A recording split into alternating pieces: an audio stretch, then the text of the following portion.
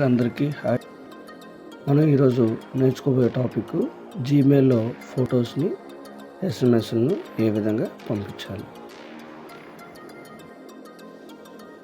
So ముందుగా మనం Gmail అనే ఆప్షన్ని టైప్ చేసిన తర్వాత ఇక్కడ మనం ఈరోజు ఫోటో సెండ్ చేద్దాం అనుకున్నాం మన జీమెయిల్ నుంచి.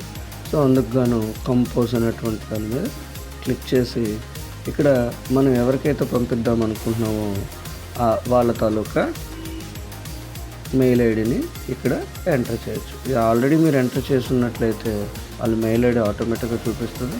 లేదంటే వాళ్ళు ఇచ్చిన మెయిల్ ఐడిని మనం ఇక్కడ ఎంటర్ చేసి ఓకే చేస్తాం. సో ఇక్కడ ఏం సబ్జెక్ట్ ఏంటి, నేను ఈరోజు ఏదో ఒక ఫోటోని లేదా ఫైల్ని పంపిద్దాం అనుకున్నాను. I'm sending to you 1 JPG file.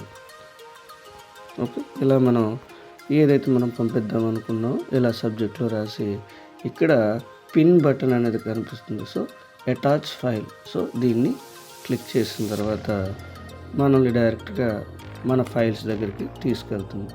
So A files అయితే PDF కానీ JPG ఫార్మాట్స్ కానీ ఇలా నాకు ఒక ఫైల్ నేను ఒకటి పంపించాలి. లైక్ ఎగ్జాంపుల్ దీని గురించి హాఫ్ డే లీవ్ అప్లికేషన్ అనే ఒక ఉంది, దాన్ని నేను పంపిద్దాం అనుకున్నాను.